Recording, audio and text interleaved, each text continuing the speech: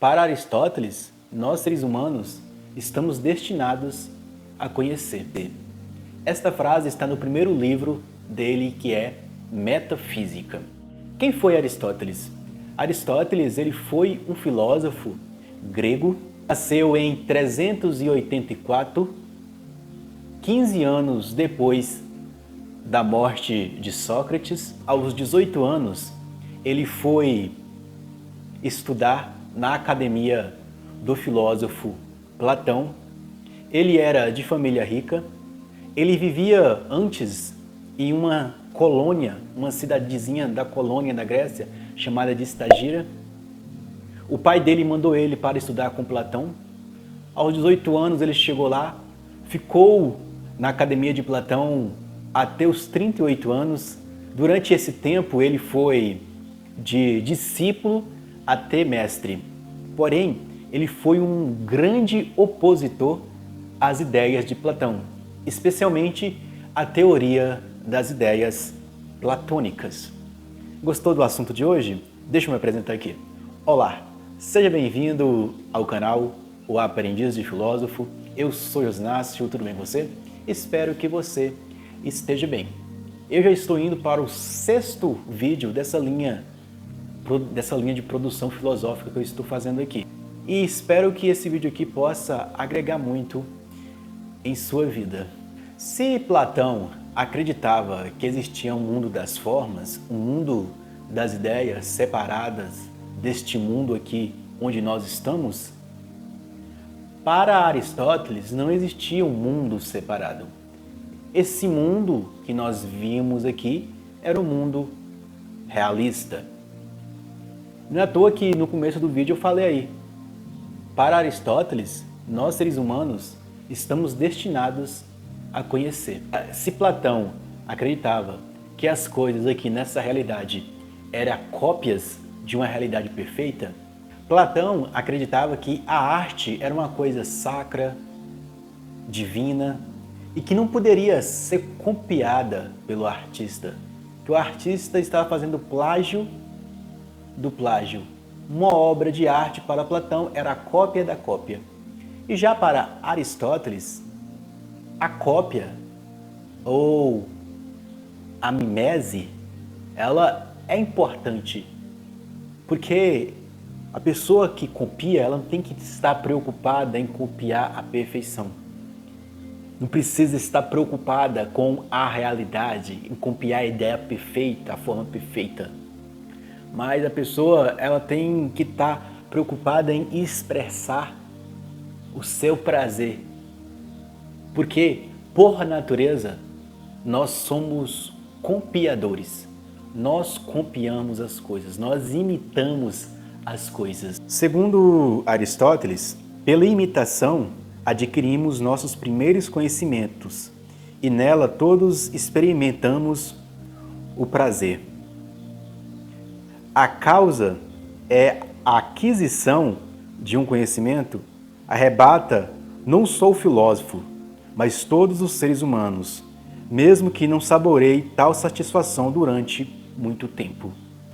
Ou seja, para Aristóteles, a gente copiar já está no processo de formação do nosso conhecimento.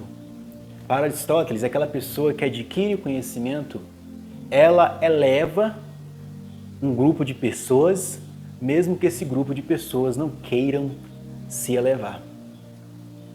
Então, em Aristóteles existe uma junção do corpo e da alma. Vamos pegar um método de Aristóteles, que ele é muito conhecido, que é o método das 4 causas, ou das 4 formas. Tem a causa material, a causa formal, a causa eficiente e a causa final. Se você entender isso aqui, você vai conseguir entender todo o método aristotélico logo de cara. Isso aqui é a fórmula para você entender Aristóteles. Ou seja, Aristóteles ele foi um observador. Não é à toa que ele foi o tutor de Alexandre o Grande. Durante o período Aristóteles passou ensinando Alexandre a observar, ensinando Alexandre a arte de falar, a arte de organizar o melhor governo. Depois que Alexandre conseguiu um apogeu após a morte do seu pai Filipe, Aristóteles foi para Atenas e fundou o seu liceu. Se você não sabe, vai saber agora. Aristóteles ele queria ser o sucessor de Platão na academia, mas Platão não deu ele o cargo de sucessor após a morte de si, deixou outra pessoa. Com isso, Aristóteles não ficou em Atenas, saiu, depois Aristóteles voltou para Atenas, por invejinha, foi lá e fundou sua própria academia, refutando muitas obras de Platão, ficando com o essencial de Platão. Ele ficou com o essencial de Platão, das três almas, que é a alma intelectiva, a alma sensitiva e a alma vegetativa. Para Platão, para Aristóteles, dessas três almas, as mais importantes é a alma intelectiva, que é o homem destinado a conhecer, a alma instintiva, é a alma que o homem tem que aprender a controlar os seus instintos, e a alma vegetativa é a alma que o homem tem mais em comum com os outros animais, que é de manter o corpo. Então essas duas almas, as primeiras aí, Aristóteles ele valoriza mais, pega de Platão. Mas o resto, essa questão de ter um mundo separado, Aristóteles não fica com isso. Aristóteles ele é mais realista na sua argumentação, na sua forma de filosofar. Aristóteles ele é o cara que vai sintetizar a filosofia. Ele vai fundar os alicerces da filosofia. Ele vai ir até os pré-socráticos, Heráclito, Parmênides, vai passar por Sócrates, por Platão, ele vai sintetizar isso tudo e vai fundar bases. Ele vai aprofundar estudos como falar bem, como escrever bem, como pensar de forma racional. Então ele aprofunda os estudos no campo da lógica, da matemática, da física, da biologia, da medicina. Então ele é um filósofo completo, vamos dizer assim. Mas o que eu quero focar aqui é em dois princípios estudados por Aristóteles: a lógica e a metafísica, e vamos colocar a poética. Você lembra lá que eu falei com você das 4 causas? Que é a causa material, a causa formal, a causa eficiente e a causa final? Para Aristóteles, você tinha que pensar da seguinte maneira: qual é a causa material, que a coisa é feita? Qual é a causa formal, que a coisa é feita? Qual é a causa eficiente, quem fez essa coisa? Qual é a causa final, a finalidade da coisa? Então, nesse desenvolvimento, aqui está o princípio da fundamentação metafísica. Primeiro, Aristóteles, ele é um observador da realidade. Ele constrói tipo uma pirâmide com a sua base, seus 4 lados. Ele fundamenta uma filosofia nesta realidade. Depois ele começa a subir para cima, buscando a finalidade. Ou seria, se todo homem está destinado a conhecer, o homem deve conhecer o quê? A eudaimonia. Para Aristóteles existia uma finalidade na vida. Se você quiser aprofundar mais em questão de finalidade relacionado à virtude, vou deixar um vídeo aqui sobre a teoria das virtudes aristotélicas para você aprofundar um pouco mais em Aristóteles. Questão poética. Aristóteles ele começa a examinar como os poetas conseguiam prender a atenção das pessoas narrando as mitologias. E naquela época era cantado. Os poetas passavam 3 a 4 horas contando histórias, as pessoas ficavam presas. Aristóteles estuda essa forma de você cativar a pessoa. Ele estuda a tragédia e a comédia. Ele estuda a história e a poesia, ou a literatura. A tragédia é o quê? contar uma história onde vai acontecer algo trágico, a pessoa vai terminar infeliz na história, ou a pessoa vai terminar feliz nessa história. A tragédia, ela conta a história humana, às vezes relacionada ao destino e às vezes relacionado com uma fortuna, com a sorte acontecendo. Ele examina a história e examina também a literatura ou a poesia. De ambas essas duas, a história ela fala os fatos como são, como aconteceu.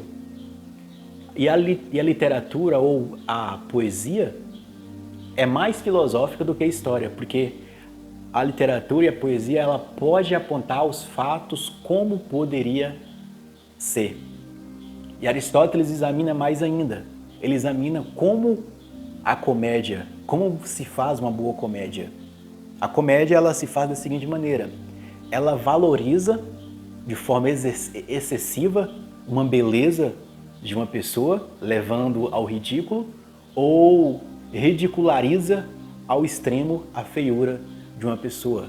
Então, as artes em Aristóteles aí, a comédia, a tragédia, especialmente essas duas aí, ele está pensando essas artes em uma época que eu já expliquei em alguns vídeos, em que a Grécia, especialmente Atenas era uma grande cidade onde iam os filhos das pessoas mais ricas da região para estudar uma filosofia natural, até chegar ao grau de falar sobre política, de ensinar oratória e retórica para outras pessoas. E Aristóteles está nesse meio ali do apogeu da cidade de Atenas, do povo grego, sobre a tragédia ganhando muito espaço, a construção de espaços para fazer o teatro. E Aristóteles, ele começa a criar sua teoria de como criar uma boa tragédia, de como criar uma boa poesia, de como narrar uma boa história. E ainda mais, Aristóteles, ele começa a dividir as coisas. Ele começa a dividir filosofia teórica, filosofia prática e filosofia produtiva. Filosofia teórica é aquela filosofia que você pensa como a linguagem funciona. Você escreve como a linguagem funciona. Você escreve como a escrita funciona. Você volta o olhar sobre a realidade. Você pensa nas partes e depois você pensa nos todos. Você pensa no singular, depois você pensa no coletivo. Aqui você está teorizando, você está fazendo filosofia teórica.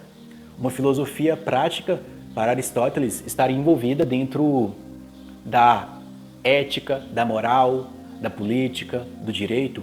São filosofias práticas, onde você vai colocar de forma prática a sua vida. Ou seja, você vai pensar na virtude, você vai aplicar a virtude em sua vida, não faz só teorizar. Você vai pensar na política e vai aplicar a política no meio social, na cidade, na polis. Você vai pensar no direito e vai aplicar o direito. Você vai pensar na retórica e na oratória e vai aplicar essa retórica e oratória.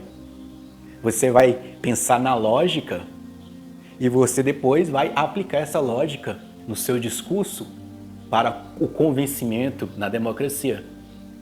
Aristóteles, ele vai contra, muitas vezes, aquilo que Sócrates ensinava, Platão ensinava, porque Sócrates e Platão, eles achavam que não poderiam ensinar oratória e retórica, porque isso você estaria afastando a pessoa da verdade.